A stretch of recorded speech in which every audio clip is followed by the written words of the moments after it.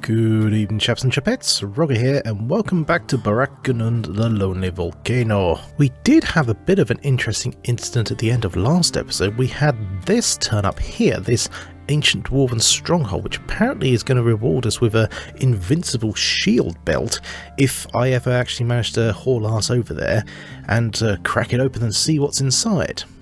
Probably death. Oh, I was about to say things were just keeping on, but what we got now? We've got a huge-ass giant spider infestation. Oh, backsides. Okay, because these are actually kind of nasty.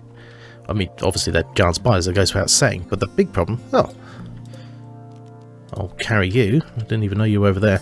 The big problem with giant spiders, however, is that one, they lay tons of webs, but two, they are ravenous. They eat so much of the wildlife, and considering the geography of this area, there is not actually much wildlife for them to eat in the first place. We have got a wild elephant though, so hopefully they might take that. So what do we got? So we got... Are they... Okay, they're all standards. We haven't got any queens or anything like that. There are nastier variants, but they can swarm and spread. Very nasty.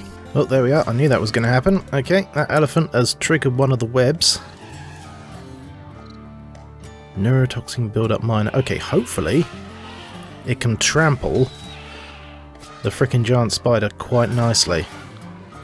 Seriously, Shelob versus giant spider. No. But then again, that just shows how nasty it is. Let's see, have I got the firepower to kill them? What am I actually working with? So we've got Durin, with his giant thrombo stabber. Arimba's got an M16. Miri's got an MP5. Bonbon, who's gathering up those components. So I'm going to just quickly take control of her and have her manually walk around all those webs, because unless the spiders are actively starving, they won't straight go for you.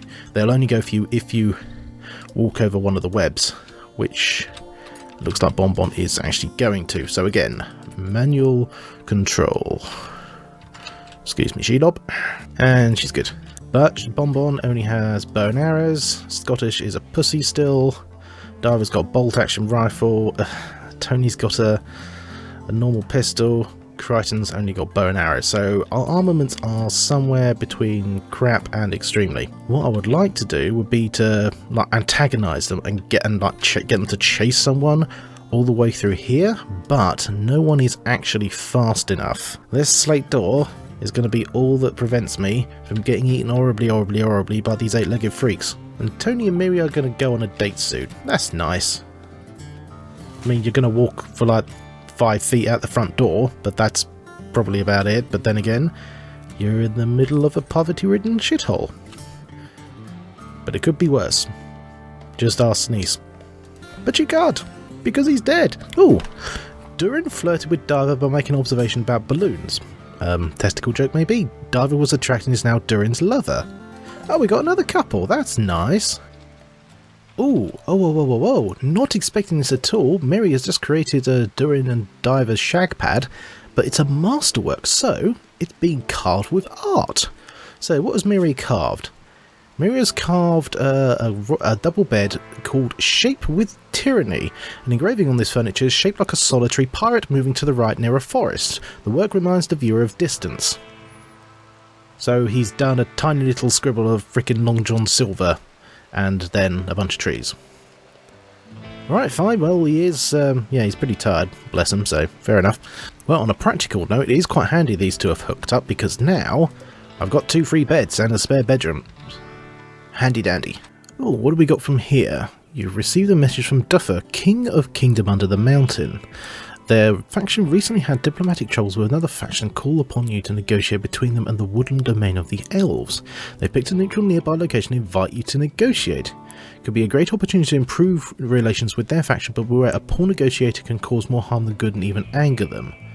The offer will expire after 21 days, after which days Dofer fears the worst. Okay, it is a fair ways away. That's probably about 3-ish days travel. And I need a good negotiator. Who's my best negotiator? Alright, Scottish has the best social at 13, but does anyone have the negotiator trait? No, no one has the negotiator trait, but the other problem with Scottish being our best negotiator, unless there's a negligible difference... 13 and Durin with 11. My best shot would be to send Scottish and Diver off together, seeing as how she's our best all-round fighter and he refuses to pick up anything. I know I've forced him to in the past, but that leads to a massive debuff, and if he's going to be having that whinge while in the middle of trying to negotiate war talks, I know it should be peace talks, chances are it's probably going to be war. I really shouldn't do that, but of course, last thing I want, where are the elves? Where's the nearest elves? Well, the nearest location of the elves was zoomed out a hell of a long way here. It is actually all the way down here, just east of Mount Alder. There's Erigian. So it's a hell of a long ways away, so potentially it shouldn't actually cause me much trouble if they do go to war. Hopefully. Diver had experienced a fevered vision. They watched from the distance while a hooded stranger dug up a grave to reclaim a strange jade object from a bleached, cavern-eyed owner. When returning to the service, they snatched the artifact from the stranger's hand and promptly pushed them down into the grave and ready to shuffle of their own. 27% sanity loss. Okay, so health, minor sanity loss. Okay, so it enhances, but it also increases pain. Right. I know for a fact that's from the Rim of Madness mod. I know that now. So what I need to do... Let's see, research. Where the hell would it be? Right, what I need to do is I need to do this research line here. Which in other words is basically getting these guys how to write records and stuff. Because by doing writing, you can restore sanity. Besides time, it's the only thing which can do it. Oh, marriages on. Miri proposed to Tony. Oh, that's nice. Right, okay, where should we get them married then? You can use this marriage spot to designate a spot, otherwise they kind of just do it wherever. But you know what, I'm going to have them do it, I mean it's a crappy place, but I'm going to have them do it here, just inside the dining hall, which as you can see I am now starting to put together finally, because now we've got some light in here. People can actually enjoy the place. But I do need to keep an eye on my power, because until I get freaking geothermal, I am a bit restricted on the old light bulbs. Oh, we got a raid! Group of Atlatans from Idda coming, although the sister of Tony is involved.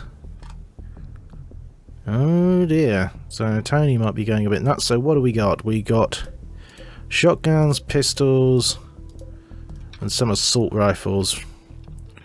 Right, okay, wait. Crichton, why the hell are you out there? Oh, god damn it. Okay, you run. Just run. I don't want to be unkind, but if the frickin' android goes down, that I can live with.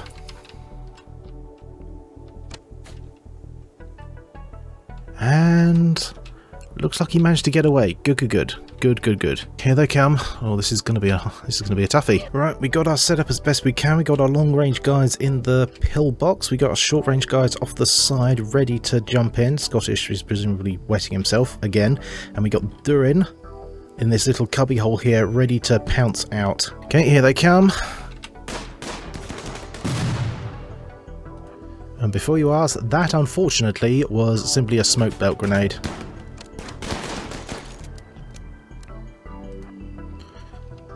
Okay,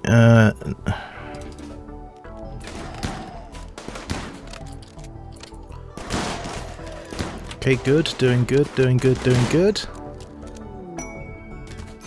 Oh, what the hell? And we've got the frickin' hobbits turning up at the same goddamn time. Right.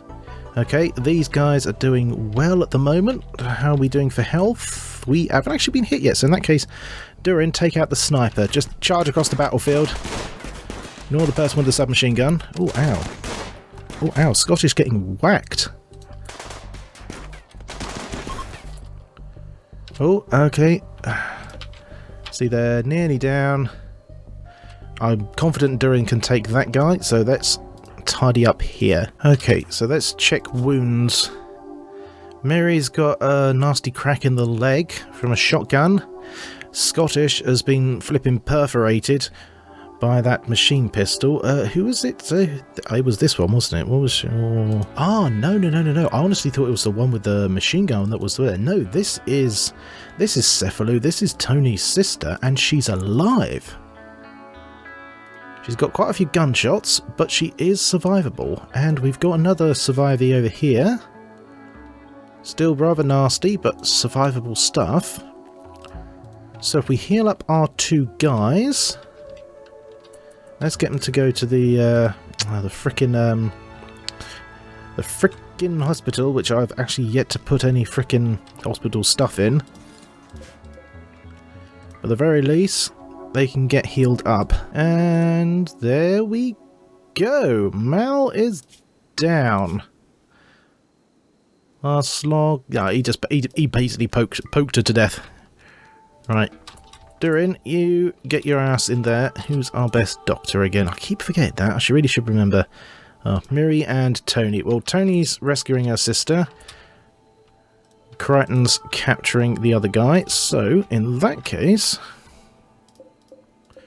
let's just unmark all of this stuff for collection / burying later.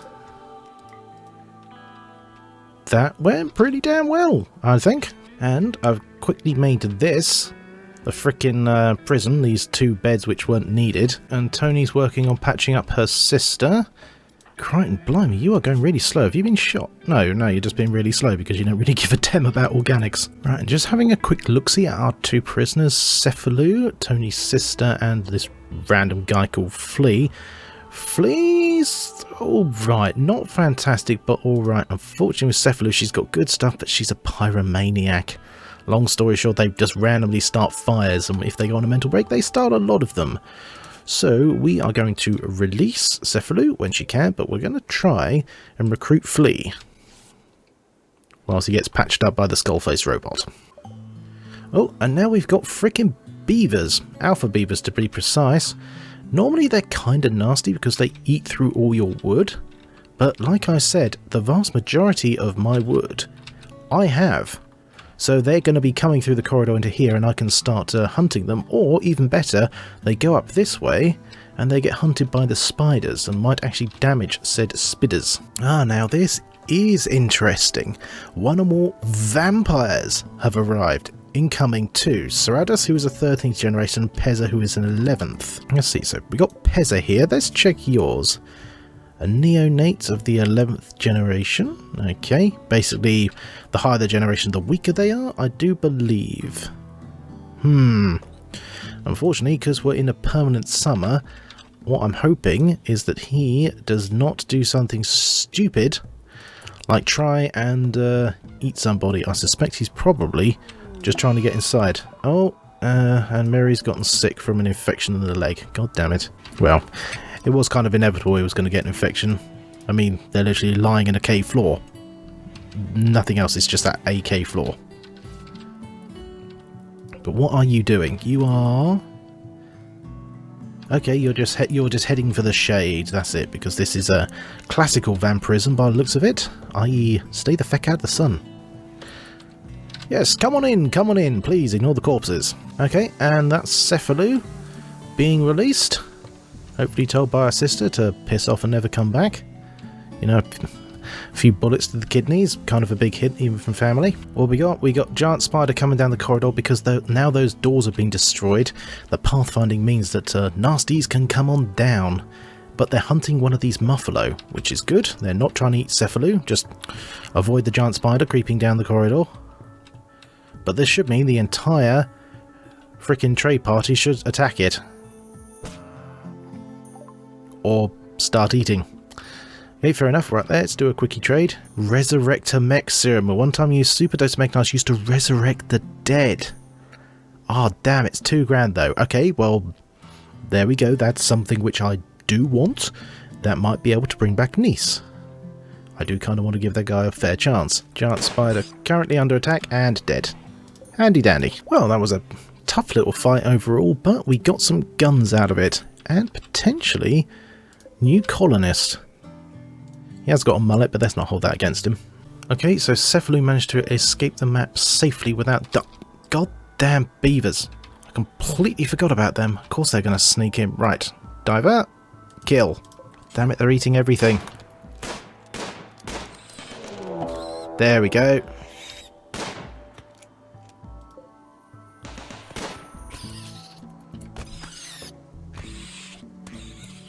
Fortunately, the hobbits are doing my job for me. Oh, sorry, our fault. We did not mean to do the firing, that was the frickin' turret. Okay, that impacted. God damn it, all the alpha beavers are coming down. Right, okay, who can move? More importantly, who's got guns? Well, I'm going to have a ton of meat, but I am going to lose a ton of wood.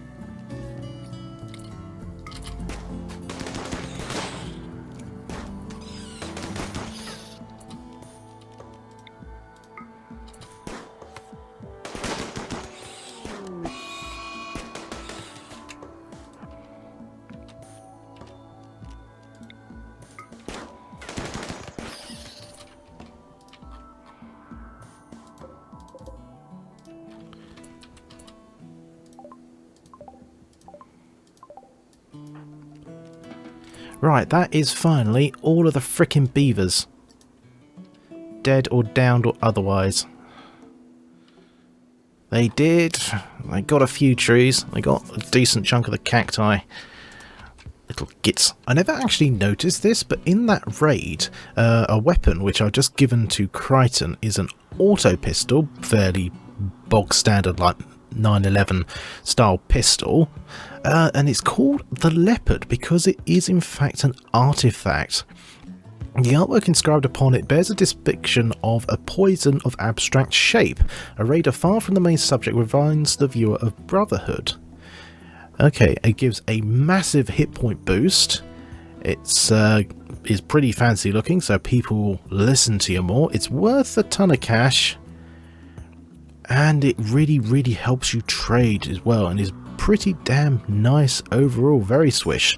So I'm envisioning one of those, you know, like third world dictators, like gold plated with ivory handle stuff. Very swish, and it's in the hand of a bone-faced killing machine known as Crichton. Well, Miri's back on his feet. Unfortunately, he's in a bit of a melancholic wandering. Well, you know what? You're about to get married, mate, so just maybe be a little bit happier? Ah, quite handily though, that muffalo that got attacked by the spider looks like it's going to cark it, and it's dropped its items. Now, if I take them whilst they're still on the map, they will count it as thievery, and they will immediately attack, or at the very least have the faction relation go down a lot. That flaming noise is Sadara's Green Hand, who is a baby vampire. Whatever, he just keeps running into the bone dome whenever his brains start to fry out of his skull. You know, stuff happens. But considering we are in the middle of a desert, or arid shrubland at least, I definitely do not want any of my guys catching the vamp, because that is going to lead to a lot of nastiness. Mainly of people becoming flaming. Right, well the hobbits are finally naffing off, hopefully. That'll mean I'll get some nice quiet time to get all this stuff together. Oh god damn it, there's a giant spider here. Right, okie doke. Let's get everyone who's not about to die in a position where they're about to die. What actually has the muffalo dropped? Bionic Eye, very nice. Crew Cool and Pump, meh. Bone sculpture, well, whatever, but more importantly, loads of advanced components. Right.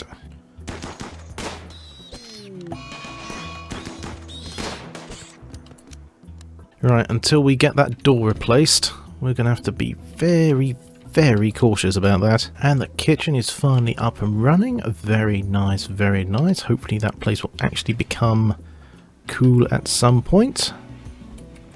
It'll take its sweet ass time though. Right, so overall the giant spiders are down to 3, but they've done quite a bit of damage to the wildlife. And they've eaten most of it. And I'll just quickly put up a very quick little wooden door, absolutely pointless for keeping out attackers, but at the very least it will allow stoppage of said giant spider gits. I know they don't seem that bad, but basically if they get in close combat and they manage to get you in a constant stun lock, because they can stun really easily, and once the neurotoxin builds up, your guys go down. Doesn't matter what armor you give them. Not nice people. Insects. Bastards.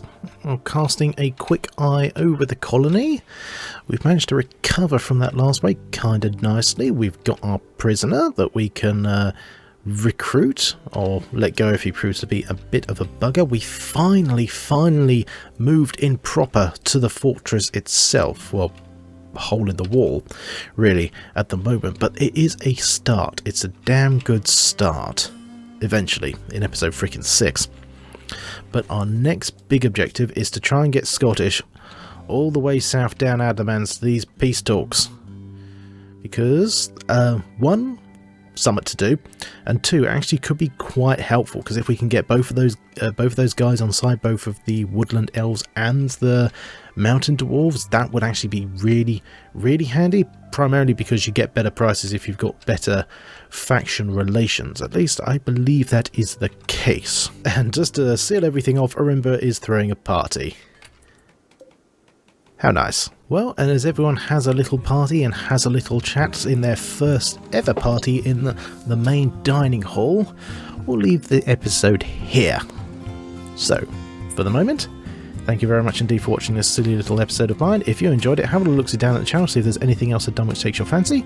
If so, have a little look-see, bar means, my friend. Subscribe if you want to, but most importantly, please, be wonderful to each other. See you next time.